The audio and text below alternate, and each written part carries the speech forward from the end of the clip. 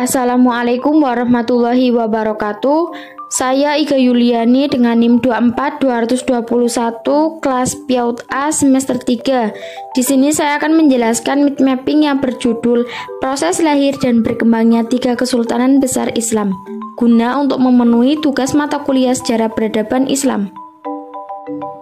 Pengaruh lahir dan berkembangnya tiga kesultanan besar Islam. 1. Dinamika dinasti Fatimiyah meliputi kelahiran. Gerakan Syiah Ismailiyah.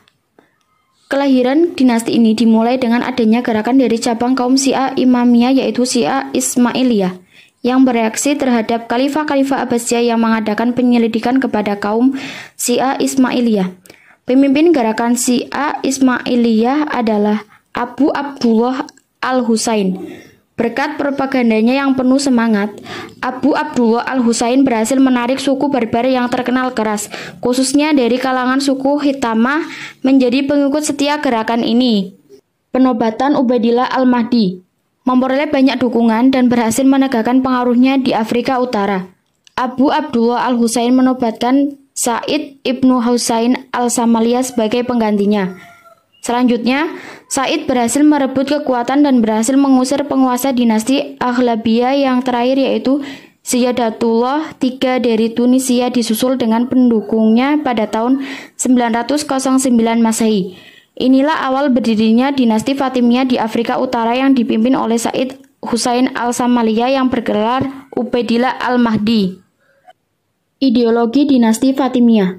Setelah resmi mengukuhkan diri sebagai dinasti baru, Fatimiyah memulai pekerjaannya dengan mengambil kepercayaan umat Islam bahwa mereka adalah benar-benar keturunan Fatimiyah Al-Zahra, putri Rasul dan istri Ali bin Abi Thalib. Mereka mengklaim bahwa mereka memiliki hak dari Tuhan untuk berkuasa. Dinasti Fatimiyah mengklaim sebagai pemimpin Islam yang sebenarnya. Fatimiyah mewakili simbolis otoritas politik Abbasiyah, Bizantium, filsafat, dan Ismailiyah. Mereka menegaskan bahwa mereka adalah imam-imam yang sebenarnya. Kemajuan dinasti Fatimiyah ini terjadi setelah berhasil menguasai Mesir. Bahkan kejayaannya lebih kurang selama 200 tahun. Mesir menjadi pusat kekuasaan yang mencakup Afrika Utara, Sisilia, pesisir Laut Merah Afrika, Palestina, Suriah, Yaman, dan Hijaz.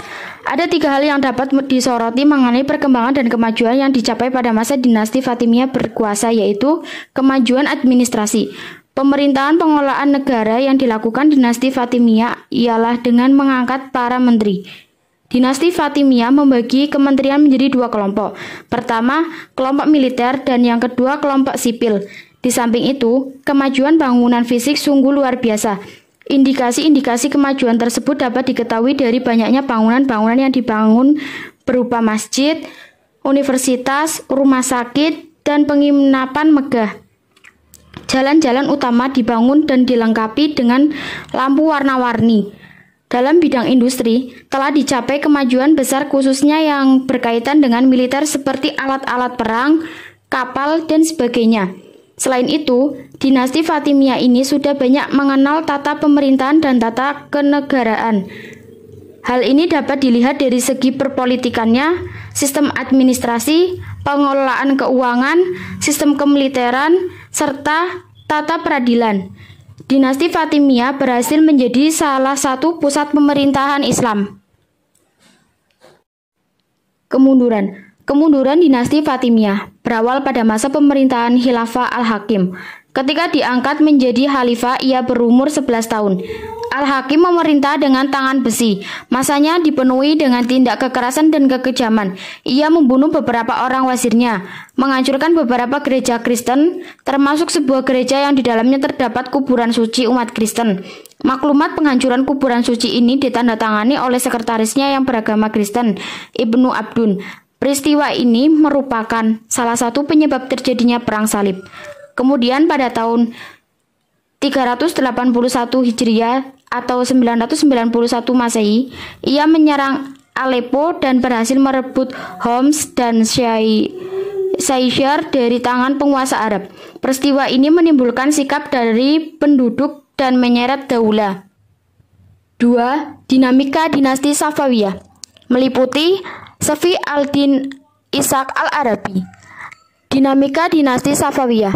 Nama Safawi diambil dari nama depan seorang pemimpin aliran keagamaan 9 tarekat, yaitu Safi al-Din Ishaq al-Arabi 1252 sampai 1334. Karena itulah tarekatnya dikenal dengan Safawiyah. Kemudian pemimpinan Junaid. Ketika pemimpin tarekat dipegang oleh Junaid 1447 sampai 1460, aliran keagamaan ini memperluas gerakannya ke wilayah politik hingga muncul keinginan untuk mendirikan pemerintahan sendiri. Dan setengah abad kemudian, ternyata keinginan Junaid dapat terwujud dengan berdirinya kerajaan dinasti Safawi di bawah proklamatornya Syah Ismail. Sejak itu, paham Syiah atau Syiah 12 ditetapkan sebagai agama resmi negara. Selanjutnya, periode Syah Abbas I. Pada periode Syah Abbas I merupakan puncak kejayaan dinasti Safawiyah. Sejarah mencatatnya sebagai bangkitnya kembali kejayaan lama Persia. Sikap Syah Abbas I terhadap pengembangan keilmuan dan pendidikan dapat dilihat dari fisik material. Keberhasilannya ditunjukkan dengan dibangunnya 162 masjid dan 48 pusat pendidikan. Versi lain menyebut 162 masjid dan 446 sekolah. Catatan lain menunjukkan bahwa jumlah sekolah atau perguruan tersebut sebagian didirikan atas inisiatif atau perintah para kerabat kerajaan. 3. Dinamika dinasti Mughal meliputi pembentukan pemerintahan. Daulah Mughal 1526 sampai 1858 Masehi ini berdiri di anak benua India. Seperempat abad setelah berdirinya Daulah Safawiyah di Iran, sementara Daulah Turki Utsmani sudah 2 abad sebelumnya.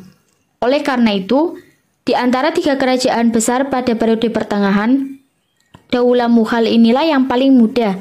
Tetapi jauh sebelum ini, ekspansi Islam ke India sudah dilakukan pada masa Daulah Umayyah di Syria. Selanjutnya, kejayaan dinamika dinasti Mughal. Kejayaan peradaban dan ilmu pengetahuan, yaitu 1. Kemajuan bidang ekonomi. Daulah Mughal dapat melaksanakan kemajuan bidang ekonomi lewat pertanian, pertambangan, dan perdagangan. Di sektor pertanian, hubungan komunikasi antara petani dengan pemerintah diatur dengan baik. 2. Kemajuan bidang seni budaya. Kemajuan di bidang ekonomi berdampak baik bagi kemajuan di bidang seni budaya. Karya seni yang menonjol adalah karya sastra gubahan para penyair istana, baik yang berbahasa Persia maupun berbahasa India. Penyair India yang terkenal adalah Muhammad Jayazi, seorang sastrawan sufi yang menghasilkan karya besar yang berjudul Padmayat, berisi tentang kebajikan jiwa manusia. Kemudian, kemunduran dinamika dinasti Mughal. Pada tahun 1803 Masehi, Delhi dikuasai oleh Inggris dan penguasa Mughal dan rakyat berada di bawah tekanan Inggris. Karena rakyat merasa ditekan, maka mereka baik yang beragama Hindu maupun Islam bangkit mengadakan pemberontakan.